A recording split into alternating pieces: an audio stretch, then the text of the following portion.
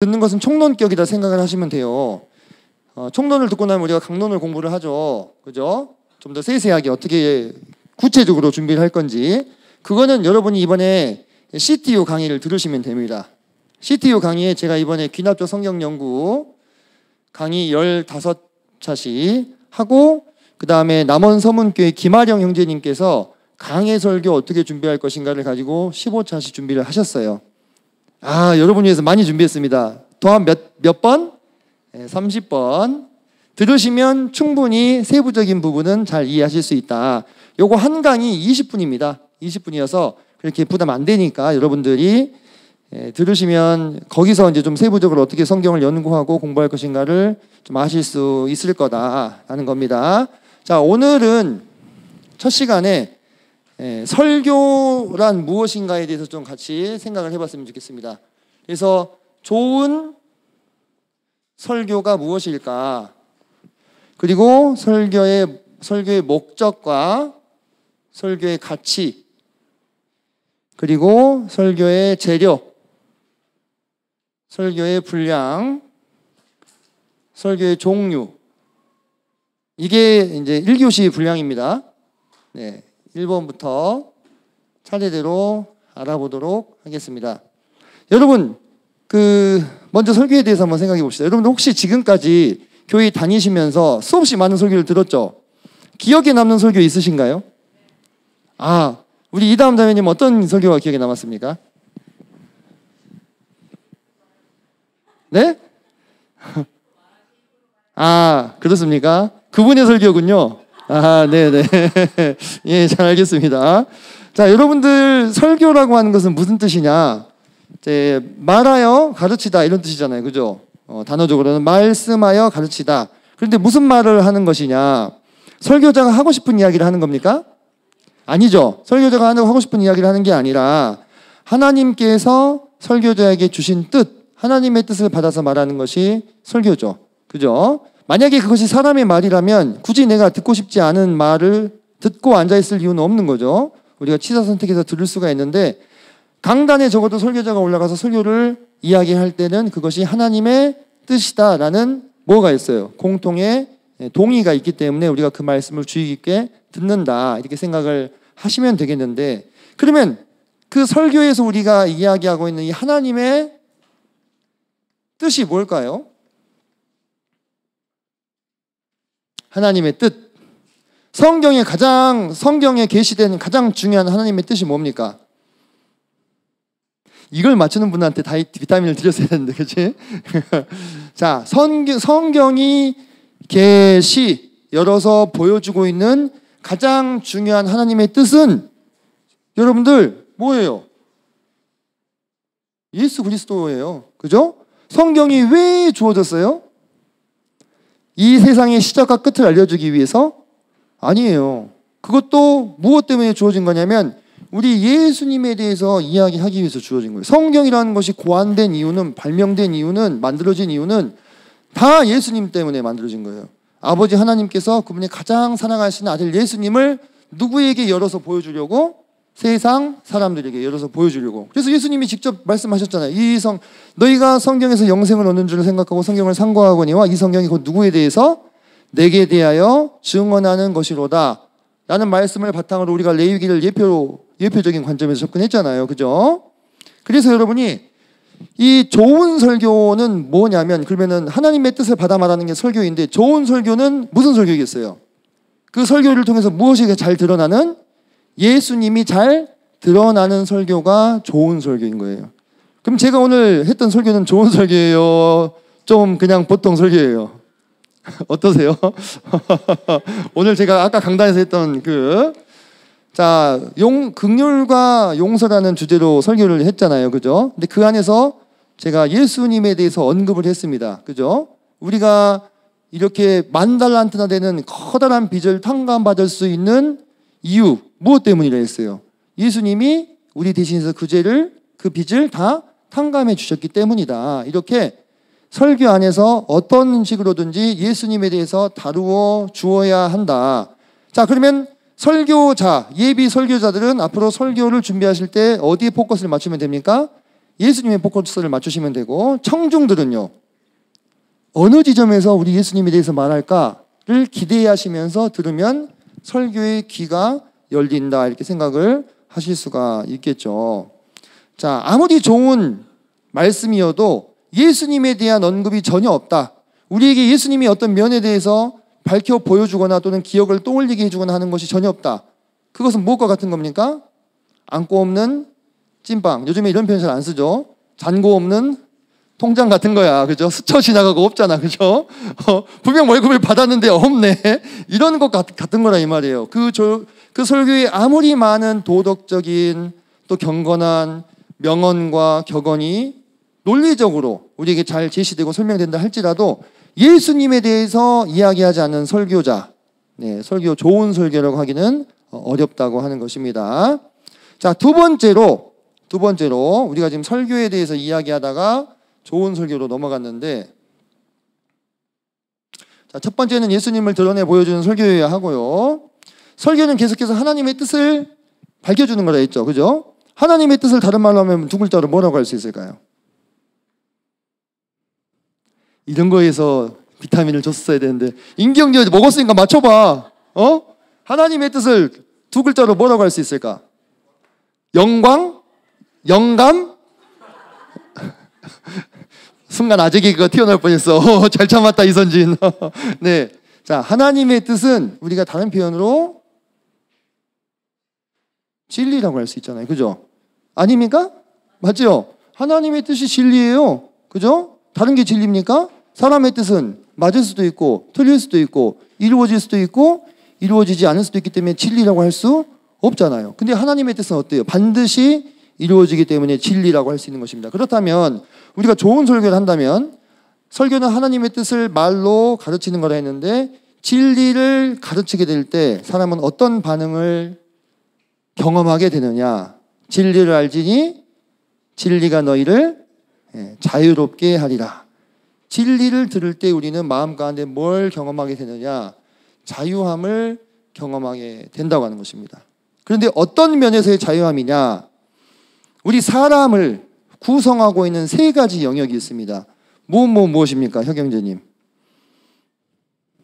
아까 먹은 사람 누구지? 우리. 영혼육 좋아요. 또 사람의 인격을 구성하고 있는 세 가지 요소. 용진이 형제. 괜찮아요. 자아존중감? 네. 물어도 대답 없는. 예. 자, 사람을 구성하고 있는 세 가지 인격의 영역은 지, 정, 의죠. 그죠? 예. 지적인 부분과 감정적인 부분과 의지적인 부분. 그죠? 우리가 좋은 설교를 들을 때 우리는 하나님의 뜻을 듣는 것이고, 그것은 곧 진리를 듣는 것이며, 진리는 사람을 어떻게 해요? 자유케 한다 했는데, 그럼 어떤 영역에서의 자유냐? 우리의 지적인 면과 정적인 면과 의지적인 면에 있어서 묶여있는 것을 풀어주는 설교가 좋은 설교인 거예요. 정리되십니까? 자, 그럼 뭐가 묶여있는가? 우리가 지정의적으로, 지식적으로 우리가 묶여있는 부분들이 있습니다. 우리가 말씀을 읽을 때 또는 삶을 살아갈 때 느끼는 답답함이나 이해되지 않는 부분들, 그게 뭐예요? 묶여있고 맺혀있는 부분이에요. 근데 우리가 좋은 설교를 들으면 그런 지식적으로 묶여있는 것들이 어떻게 돼요? 풀리게 됩니다. 그래서 어떤 반응이 일어난다고요? 이 반응. 우리 교육학 전공하신 분들 이 반응 아시죠? 이은자매님 왜 이렇게 갑자기 수줍어하셔? 그렇구나. 네, 우리가 말씀을 들었을 때 그게 그 말이었구나. 그게 그 뜻이었구나. 이런 반응이 튀어나오게 만드는 설교는 어떤 설교다? 네, 좋은 설교다. 이렇게 생각을 하시면 돼요. 그래서 여러분, 그런 그렇구나라는 반응을 끌어내기까지 설교를 준비하는 사람은 그 해당되는 본문에 대해서 뭐가 돼야 돼요? 박사가 돼야 되는 거죠. 그죠? 명확하게 그곳에 있는 의미를 이해하고, 내가 이해해야 설명할 거 아니겠어요. 그죠? 전달할 수 있어야 한다. 그래서 설교자는 자기가 설교 본문으로 택한 곳에 있는 단어를 깊이 있게 연구해야 되겠죠. 그죠? 원어적으로도 할 수 있다면 봐야 됩니다. 히브리어와 헬라어 원어가 있죠.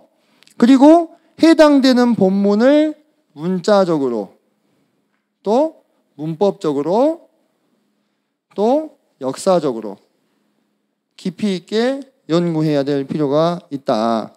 역사적으로 연구한다는 것은 성경의 역사와 성서 문화와 성서 지리를 파악하는 것이다.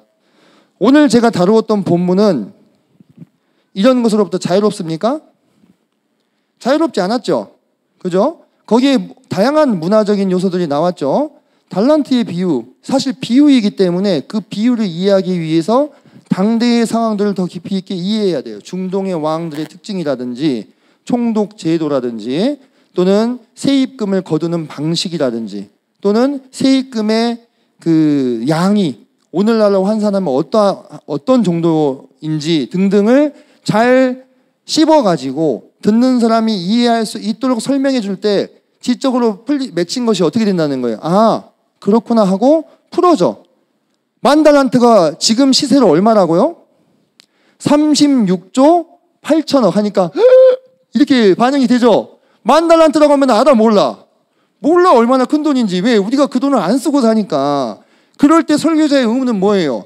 그걸 오늘날의 시대에 알맞은 것으로 다시 바꿔주는 역할을 해줘야 돼. 제가 이것을 알아보기 위해서 금 한 돈이 요즘 시세로 얼마인지도 알아보고 10,000달란트를 돈으로 환산하면 몇 돈 정도 되는지도 계산해보고 그런 작업들을 보이지 않는 곳에서 하는 거죠. 그죠? 그거를 강단에 올라와서 할 필요는 없죠. 그죠? 뭐 10,000달란트는 뭐 30만 킬로그램이고 돈으로 환산하면 뭐 80만 뭐 돈이고 뭐 이런 얘기는 할 필요 없잖아요. 결과만 이야기하면 돼. 하지만 결과에 이르기까지 과정은 누가 감당해야 될 몫이에요? 설교자가 감당해야 될 몫이라 이 말이에요. 그래서 듣는 이로 하여금 마음을 시원케 해줘야 될 필요가 있다고 하는 것입니다. 다음으로 정적인 부분은 어떤 부분들이 묶여 있겠습니까? 성도들이 살아가면서 또 신앙을 하면서 마음 가운데 이 감정적으로 묶여 있는 부분들이 많이 있어요. 그걸 풀어주고 해소해 줄 수 있어야 됩니다. 좋은 설교는. 어떤 부분들이 묶여 있는가? 누군가는 신앙생활을 하면서 하나님에 대해서 오해하거나 또는 하나님을 원망하거나 하나님께 불평하거나 불만을 터뜨리거나 이런 상태인 경우가 있어요. 성도들 중에서 듣는 사람들. 혹시 여러분들 중에 그런 사람 있습니까? 나는 하나님께 좀 원망이 된다. 저는 토요일 날 저녁에 하나님을 좀 원망했어요. 솔직히 하나님 짜증나요. 그러고는 잤어요. 토요일이 아니구나. 금요일이었구나. 네, 하나님 저 짜증나요. 화나요. 그러고는 잤어요. 그리고는 어제 열심히 공부했어요. 다시 일어났는데 하나님의 마음을 회복시켜 주셨습니다. 그래서 하나님한테 감사합니다 얘기하고. 그런 묶이고 맺힌 마음들이 없다면 여러분은 하나님과 인격적인 관계가 아니에요. 여러분은 목석을 섬기고 있는 것이지. 정말로 살아계신 분이라면 인격적인 교통이 있어야 될까요? 교통이 뭐예요? 그 사람과 내가 만나서 즐겁다거나, 그죠? 뭐 고맙다거나, 밉다거나, 불평이 난다거나 이런 게 있어야 되는 거야. 감정적인 부분. 이 감정적인 부분 무시하면 안 됩니다. 그죠? 대단히 중요한 거예요. 이 감정이 있기 때문에 사람이 정상적으로 작동할 수 있는 거예요. 이성만 있고 감정은 없다면 뭐예요, 그거는? 로봇이지. 그런 사람이랑 함께 친해지고 싶어요?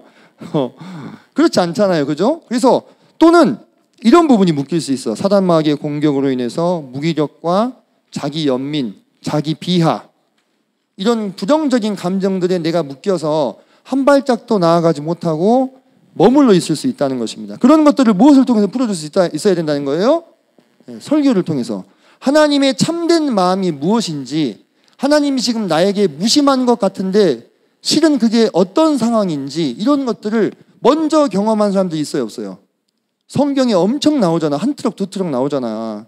믿음의 선진들 맞죠? 그 믿음의 선진들이 하나님과 함께 그런 우리가 지금 겪고 있는 그런 감정적인 묶임의 경험들을 했다니까 실제로. 그리고 하나님한테 화도 내고, 그죠? 질문도 던지고 달라들고 막 하잖아요. 토론도 하고, 그죠?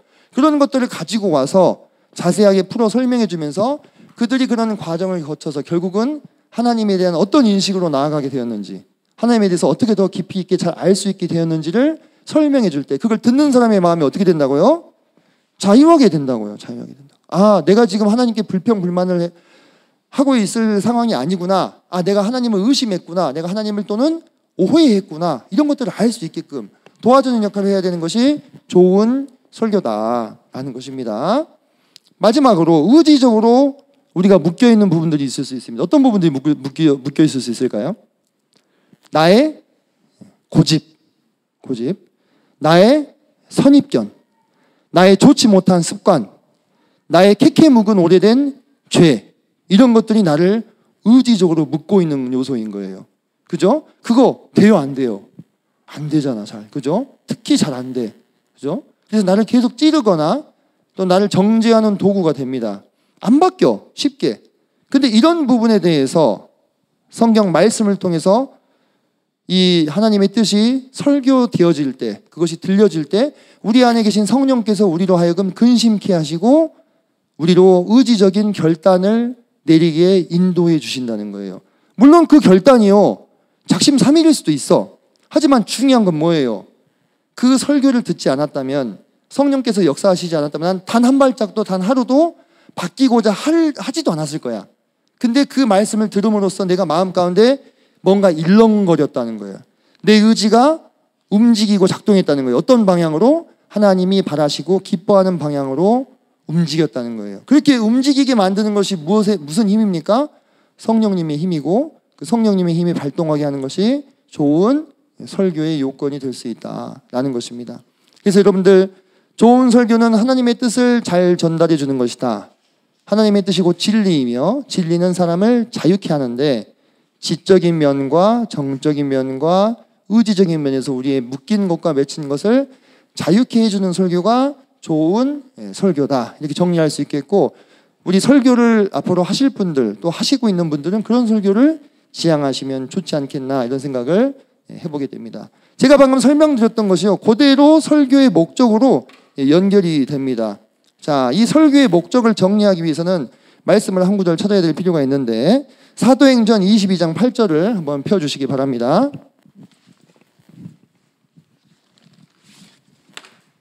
자, 사도행전 22장 8절. 제 성경으로 지금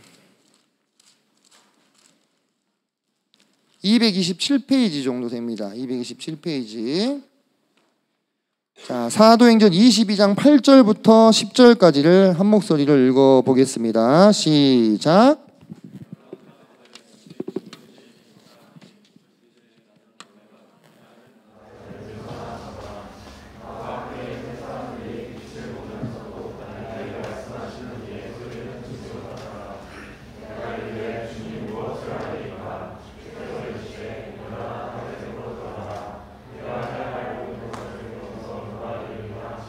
네, 감사합니다. 자, 거기 8절부터 10절 사이에 설교의 목적이 다 밝혀져 있습니다. 자, 좋은 설교와 연결해서 하시면 좋겠습니다. 자, 사도 바울이 이 예수님을 처음 만난 이 체험을 우리가 다른 말로 빛의 체험이라고 합니다. 사도 바울의 빛의 체험. 이 사도 바울의 빛의 체험에서 사도 바울이 던진 두 가지 질문이 있습니다. 무엇과 무엇입니까? 주님, 누구시니까? 8절에.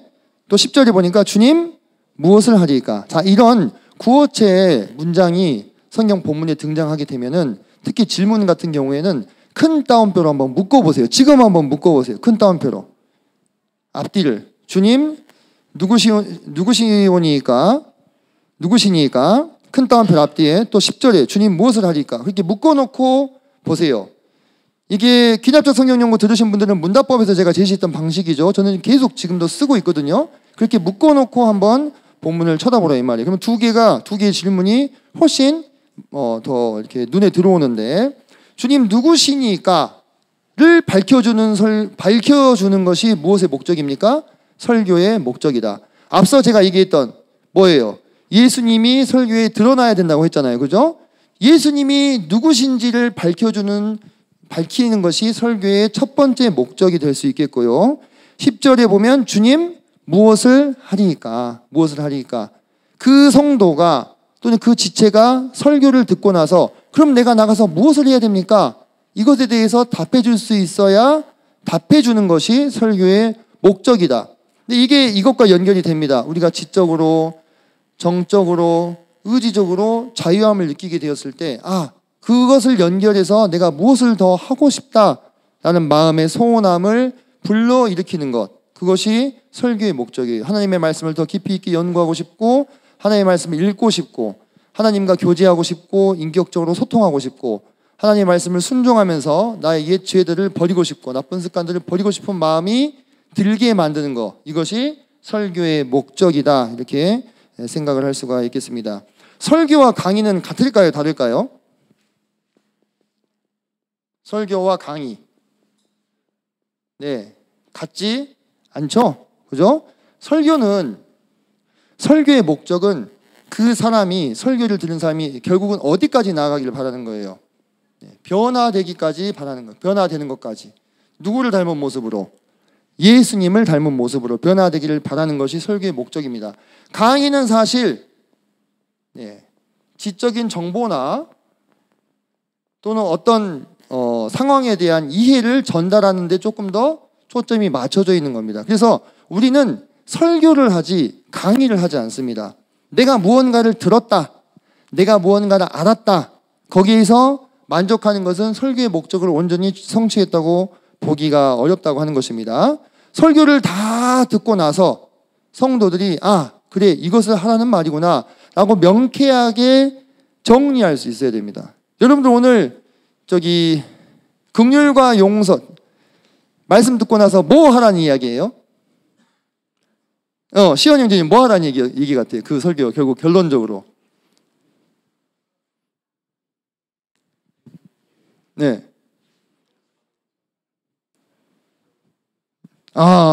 저 오늘 설교 잘했습니까? 박수 한번 쳐주세요.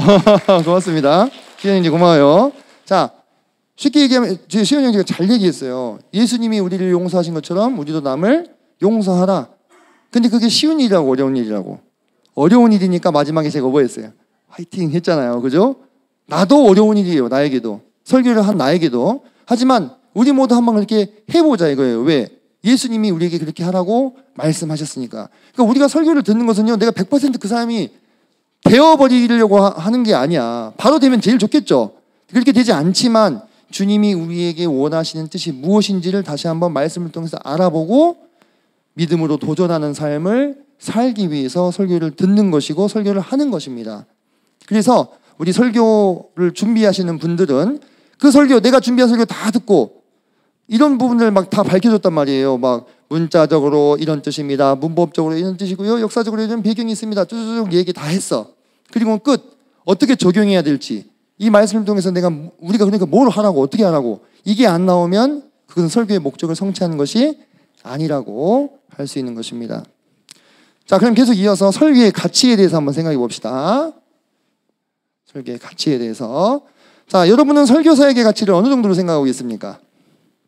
솔직히. 설교 중요한가요? 왜 중요하죠?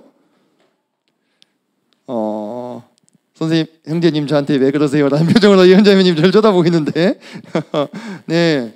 설교에 대한 그 이디엄이 뭐가 있냐면, 사람들이 이런 표현 옛날에 썼어요. 지금은 잘 안 쓰는 것 같은데, 설교하고 있네. 이거 무슨 뜻이에요? 이게 긍정적인 뉘앙스처럼 보여요? 아니면 부정적이게 들려요? 부정적이게 들리죠? 근데 부정적이게 들리는데, 그러니까 네가 뭔데 날 가르치냐, 뭐 이런 뜻이잖아요. 그죠? 거기에 무슨 글자를 쓰고 있는 거예요? 설교라는 단어를 쓰고 있잖아요. 그죠? 사람들이 이 설교라고 하는 표현을 교회에 와서 목사님께 좋은 말씀 듣는 것으로 생각을 하기도 하면서도 또 한편으로는 불필요하게 나에게 아는 척하고 가르치려고 드는 것 같은 그러한 부정적인 뉘앙스로 바라보는 관점도 있다고 하는 거예요. 설교가 정말로 중요한가? 아니면 우리 그리스도인이라는 사람들이 모였는데 모여서 뭔가 해야 되잖아요. 그죠? 뭔가 해야 되는데 해야 되는 그 여러 가지 컨텐츠 중에 하나로 그냥 설교도 하나 끼워 넣어야 되니까 식순을 채우기 위해서 하는 것인가? 어떻게 생각하십니까? 꼭 보면 우리 청년들 동기 모임 하거나 뭐 연합 모임 하면 꼭 설교를 넣더라고. 별로 이렇게 잘 귀 기울여 안 되는 것 같은 느낌을 받을 때도 있는데 어쨌든 넣더라고. 그런 겁니까, 설교가? 아니죠. 그죠? 그런 게 아닙니다. 오늘날 요즘 여러분들 유튜브 보시면 유튜브에 어때요? 설교가 많이 올라와 있죠. 엄청 많이 올라와 있어요. 전 세계 유명한 설교자들의 이 설교 영상이요, 다 유튜브에 다 올라가 있어요.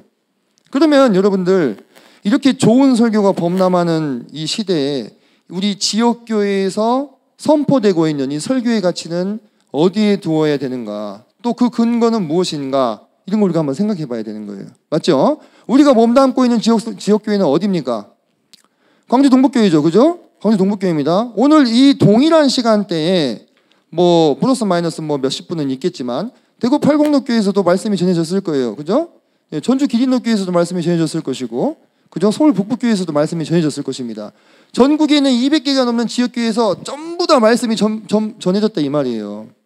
만약에 이 지역교회의 설교의 가치가 제대로 인식되지 않는다면 우리는 그냥 유명한 목사님이 유튜브에서 설교하신 거 여기다 틀어놓고 그거 같이 그냥 보면 되잖아요.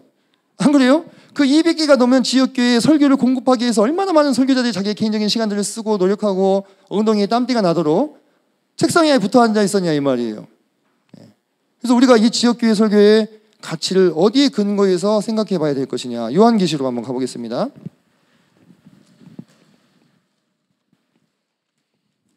계시록 1장 보시면, 자, 1장 17절, 다시 19절부터 보겠습니다. 19절부터 제가 읽겠습니다. 1장 19절. 그러므로 내가 본 것과 지금 있는 일과 장차 될 일을 기록하라. 내가 본 것은 내 오른손에 7별의 비밀과 또 7 근초대라. 7별은 7 교회의 사자요 7 촛대는 7 교회니라. 지금 사도 요한에게 주님께서 7별과 7 금초대를 보여주시는데, 그게 뭐냐면 7 교회와 그 교회의 역사는 7 교회의 사자다, 이렇게 말씀하십니다. 자, 그 각각의 교회에 주님께서 하시고자 하는 말씀이 이 2장부터 쭉 이어지죠. 그런데 여러분들 7개의 교회에 주어진 말씀이 다 같아요, 틀려요? 전부 다 다릅니다. 전부 다 다르죠.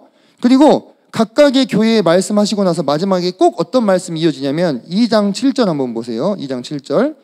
귀 있는 자는 성령이 교회들에게 하시는 말씀을 들을지어다, 이렇게 얘기했죠. 귀 있는 자는 성령이 교회에게 하시는 말씀을 들을지어다. 이게 뭐냐? 주님께서 각각의 지역교회를 그분의 불꽃 같은 눈으로 감찰하시면서 각 지역교회의 상황과 형편에 알맞은 말씀을 그 지역교회의 설교자의 마음을 감동하셔서 주신다고 하는 겁니다. 다 똑같이 따로따로 다 각자의 지역교회의 형편과 상황에 맞는 말씀을 주신다고 하는 거예요. 그래서 여러분이 최우선으로 우선순위를 두어야 될 설교는 무엇이 되는 겁니까? 네, 지역교회의 강단의 말씀이 되는 거예요. 왜냐? 그 지역교회의 말씀은 내가 속해 있는 공동체인 이 교회 안에 더 특정하다면 나에게 하나님이 하시는 말씀이기 때문에 그런 거예요. 만약에 그런 지역교회의 말씀의 가치의 특수성이 없다면 우리는 유명한 목사님 말씀 하나 여기 틀어놓고 유튜브 그거 보면 돼요. 되게 은혜로워요. 그죠? 유익합니다. 근데 그 말씀이 우리 교회를 위한 말씀이냐 이거예요. 아니죠. 아닙니다. 그 목사님이 활동하고 있는 그 교회, 외국이 됐든 국내가 됐든 그 지역교회 하시는 말씀이라 이거예요. 그것은 아무리 우리가 가치를 높게 쳐줘도 우리 지역교회에 주시는 하나님의 말씀보다 못할 수밖에 없다. 그 모든 말씀들은 로고스의 말씀으로서 존재하고 있는 것입니다. 그 로고스의 말씀이 여러분의 삶 가운데 레마의 말씀이 되기 위해서, 여러분의 삶과 직접적인 연관이 있는 말씀이 되기 위해서 우리는 지역교회의 강단에 가치를 두고 그 설교의 귀를 기울여야 될 필요가 있다고 하는 것입니다. 그럼 오늘 우리가 긍휼과 용서라는 말씀을 들었잖아요. 그럼 여러분들 한번 여러분의 삶을 한번 관찰해 보세요. 혹시 내가 용서하지 못하고 있는 지체가 있는가? 그죠? 또는 앞으로 한번 관찰해 보세요. 여러분이 용서할 수 없는 상황이 발생할 수 있습니다. 여러분들 그 전에 하나님이 여러분에게 예방주사 마시는 거라고 생각하실 수도 있는 거예요. 맞죠?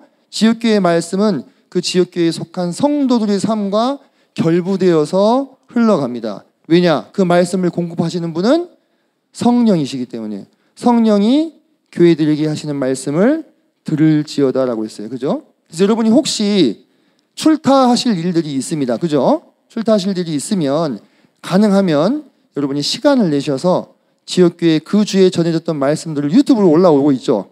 그죠? 네, 찾아서 들으시는 것이 필요하다. 그것이 여러분이 속한 지역교회에 충성되고 성실하게 동참하는 방법이 될 수 있다고 하는 것입니다. 자, 다음으로 설교의 재료는 뭐겠습니까? 설교의 재료. 네? 뭐요? 왜 얘기를 하다 말아요? 그래요? 설교의 재료가 뭐예요? 네, 성경이지, 성경. 그죠? 하나님의 말씀. 네. 성경의 재료는 66권의 하나님의 말씀입니다. 이것을 무엇에 빗대어 볼 수 있냐면, 여러분들, 그 셰프가 그 호텔에서 요리를 준비해요. 그러면은 뭘 선택합니까? 식재료를 선택하죠. 그거 같은 거예요. 이 설교자의 역할은 어떤 면에서는 셰프 같은 겁니다.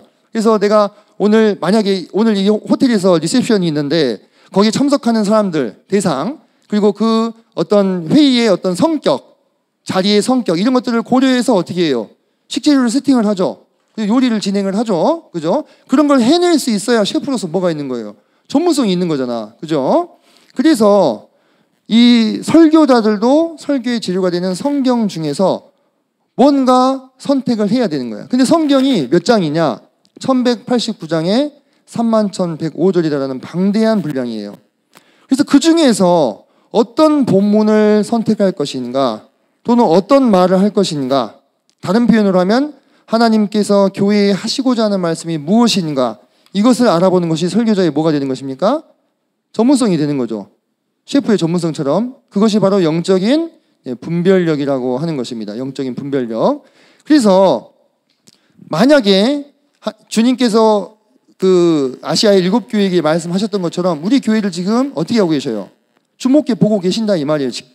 진짜로 지금 이 시대에도 그분의 불꽃 같은 눈으로 우리 교회 안에 숨겨진 위기나 또는 죄나 어려움이 있다면 그분이 어떻게 하시겠어요? 아시겠죠, 그죠? 알고 그것을 누구에게?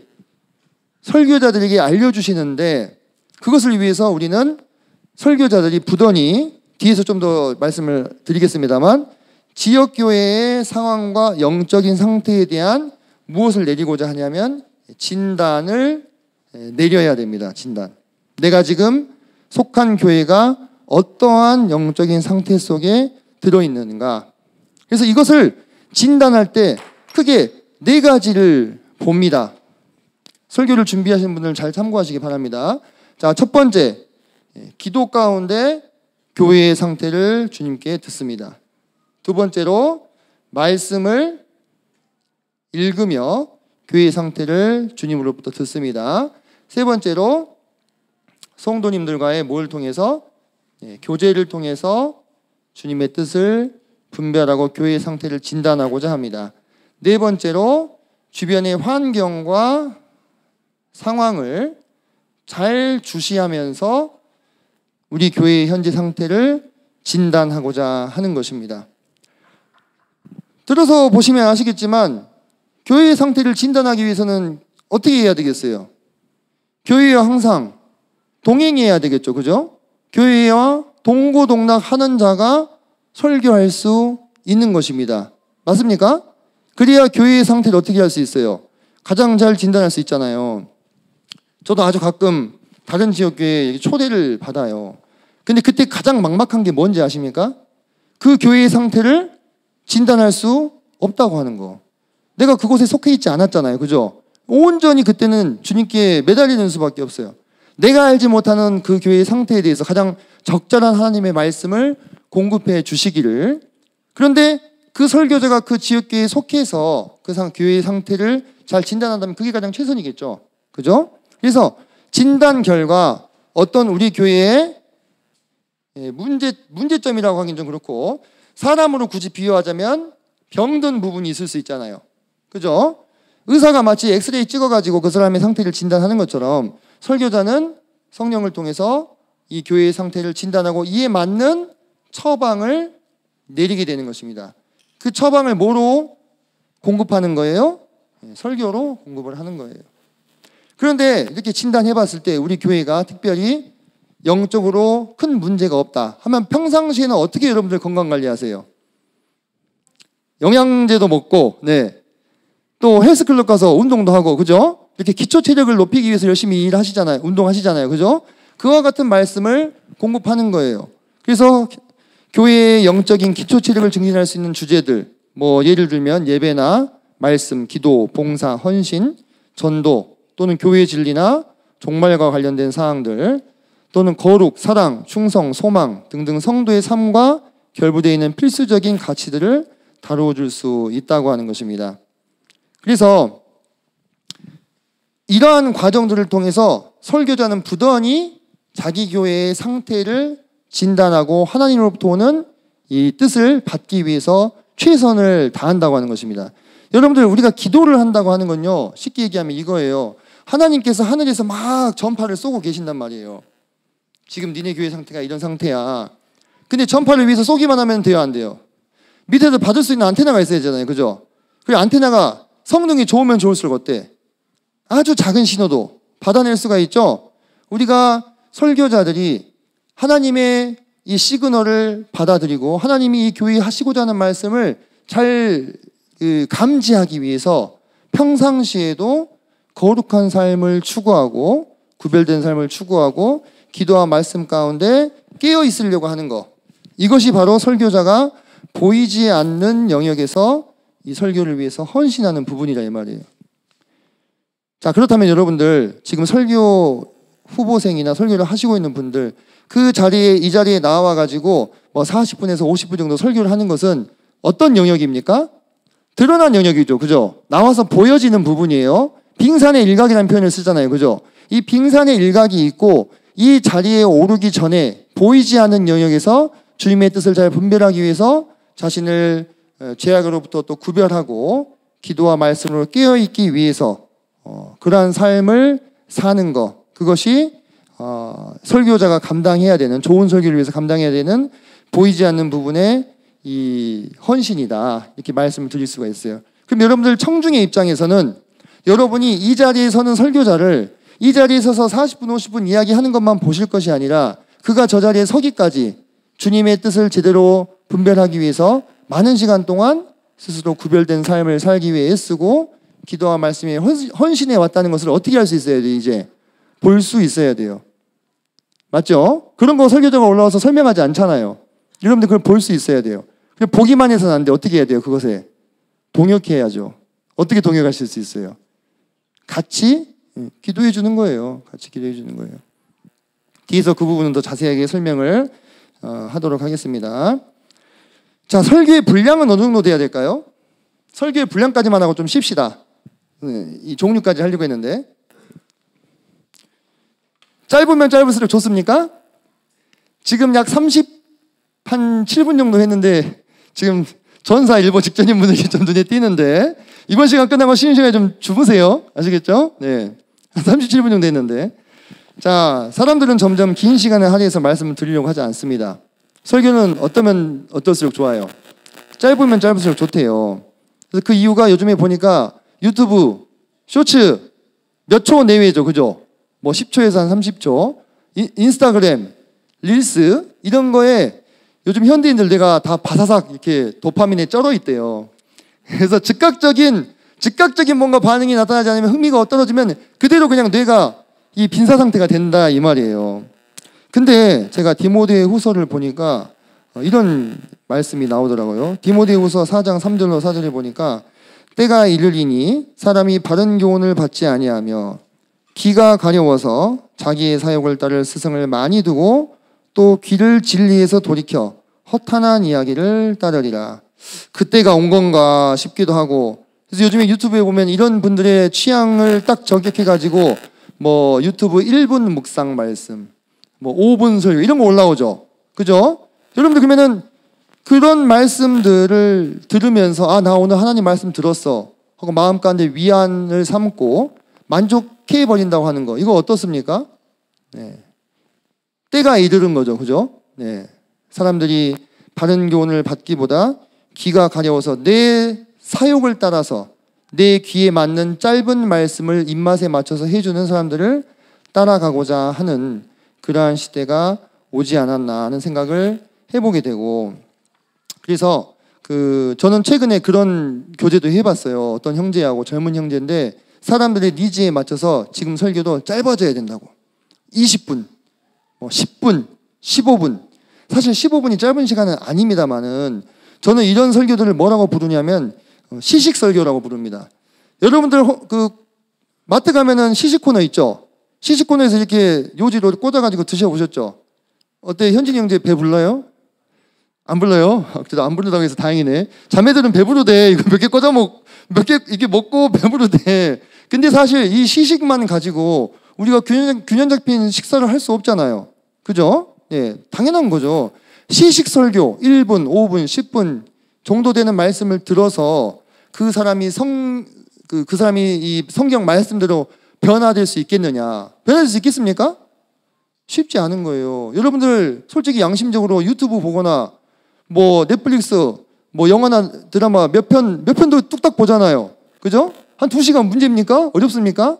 뭐 2시간이 어려워. 하루 8시간도 볼 수 있지. 오늘 정주행 해야지 해가지고 오늘 정해놓은 드라마 처음부터 끝까지 보잖아요. 그러면은 내가 그런 어떤 세상의 문화들은 몇 시간씩 보면서 하나님의 말씀 15분 넘어가면 힘들다. 변화 되겠어요? 어린 택도 없는 소리지. 사람은 무엇을 보고 무엇을 듣느냐에 가장 많은 영향을 받게 되는데. 그렇죠?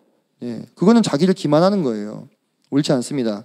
그래서 저는 이건 절대적인 기준을 세우기는 참 어렵겠습니다만 제가 초등학교에 근무를 하고 있으니까 초등학교 수업 한 타임이 몇 분이게요? 우리 예진 자매님 몇 분입니까? 40분이죠? 초등학생도 한 타임에 40분 들어요. 초등학생도 한 타임에 몇 분 듣는다고? 40분 동안 엉덩이 붙이고 앉아있다고. 1, 2학년들도 그거 연습한단 말이에요. 그죠? 정신이 좀 드십니까?